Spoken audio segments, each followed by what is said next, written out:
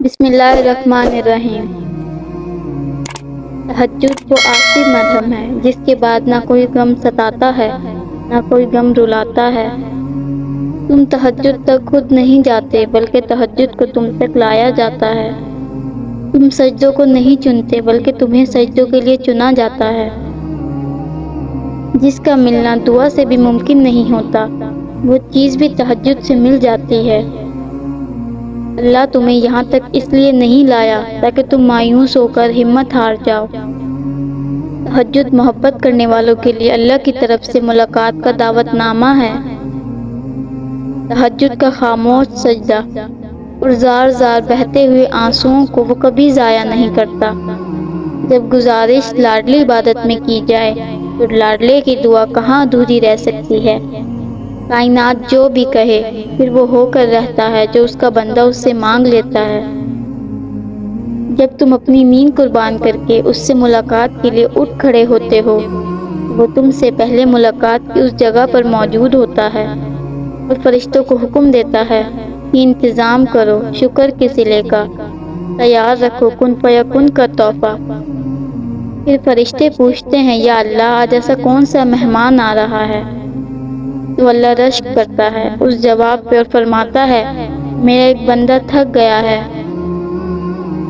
تو وہ آج مجھ سے ملنے آ رہا ہے، مجھ سے صلح کرنے آ رہا ہے، ساری تھکاوٹوں کو دور کرنے آ رہا ہے، مجھے منانے آ رہا ہے اور میری رضا میں راضی ہونے کے لیے آ رہا ہے، سننے اور سنانے کے لیے آ رہا ہے۔ بس پھر جب تم اس کے روبرو ملاقات کے لیے کھڑے ہوتے ہو تو وہ محبت سے دیکھتا ہے تمہیں، اور پھر جب تم تھک کر سجدے میں گرتے ہو تو وہ اسی سجدے میں تمہیں تھام لیتا ہے۔ یوں ساری تھکاوٹ اتر جاتی ہے، یوں صلح ہو جاتی ہے اور جو مانگا گیا ہوتا ہے اس سے نواز دیا جاتا ہے۔ تہجد تو عشق ہے اور جس کو عشق اللہ تک لے جائے اسے کوئی تھکا نہیں سکتا۔ بس وہ مان جاتا ہے اور جب وہ مان جاتا ہے نا تو جگ سارا یہ ہار جاتا ہے۔ جس کا حکم وہ دیتا ہے وہ ہر حال میں مل کر رہتا ہے۔ پھر وہ یہ نہیں کہتا کہ اب آئے ہو تو میری بات کرو، میری بات سنو۔ وہ تو کہتا ہے اپنی غرض کی بات کرو، میری چھوڑو اپنی محبت کی داستان سناؤ۔ میں کب کب پکارتا رہا ہوں وہ چھوڑو، تم یہ بتاؤ کہ کب کب میں نے تمہاری پکار کا جواب دیا۔ حیرت ہے اس کی اس بے لوث محبت پر کہ شکایت اس کو کرنی چاہیے اور درد وہ ہماری کر رہا ہوتا ہے۔ اس کی محبت محسوس کرو گے تو اس کی محبت کی شدت بیک وقت زندہ بھی کر دے گی اور مار بھی دے گی۔ ایک وہی تو ہے جو تم سے بیزار نہیں ہوتا، جو یہ جانتا ہے کہ تم اپنی غرض کے لیے اس کو پکار رہے ہو، مگر پھر بھی وہ تمہیں سنتا ہے، بہت غور سے سنتا ہے۔ تمہیں کیا لگتا ہے جب رات سونے کے لیے بنائی گئی ہے اور ہر شخص سکون کی نیند سو رہا ہے تو تمہیں بلا وجہ ہی تڑپ اور محبت جگائے ہوئے ہے؟ نہیں، یہ تڑپ اللہ نے پیدا کی ہے۔ بس جب وہ تمہیں اپنی جانب بلاتا ہے تو وہ راضی ہونے کا ارادہ باندھے ہوتا ہے، اور جب تمہیں دعا کی توفیق دیتا ہے تو قبولیت کے لیے تمہاری دعا کے انتظار میں ہوتا ہے۔ پھر یوں مکمل کر دیتا ہے تمہیں کہ دنیا دیکھتی رہ جاتی ہے۔ اللہ کبھی بھی تمہیں بلا وجہ غم میں مبتلا نہیں کرتا اور نہ ہی وہ تمہیں بنا مقصد کے یہاں تک لایا ہے۔ وہ اگر ان بے شمار لوگوں میں سے تمہیں دعا کی توفیق دے رہا ہے تو جان لو کہ وہ چاہتا ہے کہ تم اسے مناؤ اور وہ تم سے راضی ہو جائے۔ اور وہ دعا جو منہ سے نکلتے ہی قبولیت کے مراحل میں داخل ہو جاتی ہے وہ ٹوٹے ہوئے دل کی دعا ہے۔ بس پھر جو مانگ لیا جاتا ہے اس کی عطا میں دیری نہیں کی جاتی۔ پھر وہ شے بھلے ہی تمہارے نصیب کا حصہ نہ ہو یا تم نے سنا نہیں، تمہارا رب سب کچھ کر سکتا ہے۔ دعائیں تو چاند کو بھی دو ٹکڑوں میں تقسیم کر دیتی ہیں، ان کی طاقت کے سامنے تمہاری یہ چھوٹی سی خواہش بہت بے معنی ہے۔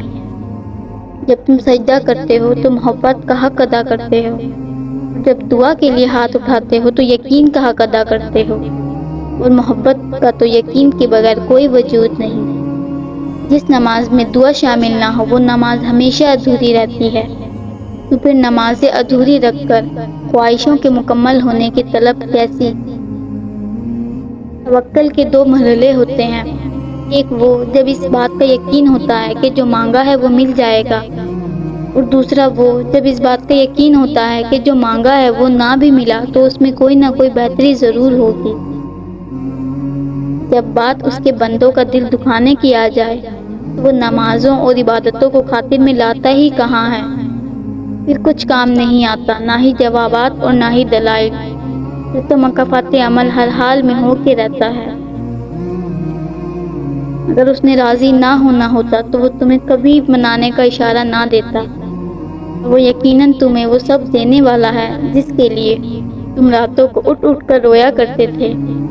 کبھی کبھار بس ایک دعا ہی سب بدلنے کے لیے کافی ہوتی ہے، خاص طور پر تب جب کچھ بھی بدلنا دل کو ممکن نہیں لگتا۔ ہزاروں مایوس لوگوں میں سے اگر اس نے تمہیں دعا کی توفیق دی ہے تو پھر وہ کیسے تمہاری دعا رد کر سکتا ہے؟ جس نے دعا کا حکم دیا ہے اس نے قبولیت کا وعدہ بھی کر رکھا ہے، تو پھر اس دل کو منا لو یقین پہ، اور اس کو اپنی رضا میں راضی کر لو۔ تو پھر تم اسے رات کی اس پہر اٹھ کر دکھ سنایا کرو، یقین کے ساتھ دعا کے لیے ہاتھ اٹھایا کرو، الفاظ نہیں ملتے تو بے بہا آنسو بہایا کرو، اور اس کو بتایا کرو کہ ابھی بھی منتظر ہو تم اس کے ایک کن کے، ابھی بھی معجزوں کی راہ تکتے ہو۔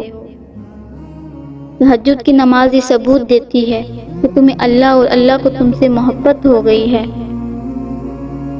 جیسے توبہ قبول ہو جائے تو یاد گناہ بھی ختم ہو جاتی ہے، بالکل ویسے ہی جب اللہ کو تمہارا صبر کرنا پسند آ جاتا ہے تو وہ ہر اس یاد کو تمہارے دل سے نکال دیتا ہے جو تمہیں بے چین رکھتی ہے، وہ دل مطمئن کرنے خوب جانتا ہے۔ اور جب توکل کرو تو یہ مت سوچو کہ جو مانگا ہے وہ ملے گا کیسے، بلکہ انتظار کرو جو مانگا ہے وہ ہر حال میں ملے گا۔ کب اور کیسے اس بات کا فیصلہ وسیلے بنانے والے پہ چھوڑ دو۔ اگر اللہ کچھ محرومیوں کا ہماری ذات کا حصہ بناتا ہے تو بہت سی رحمتوں سے بھی ہمیں نوازتا ہے۔ اگر وہ کوئی داستان ادھوری چھوڑتا ہے تو بہت سی قصوں کو ان کے پرسکون اختتام تک بھی لاتا ہے۔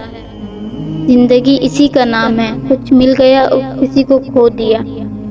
جو صبر نہیں کرتے وہ ہمیشہ بے چینی میں مبتلا رہتے ہیں،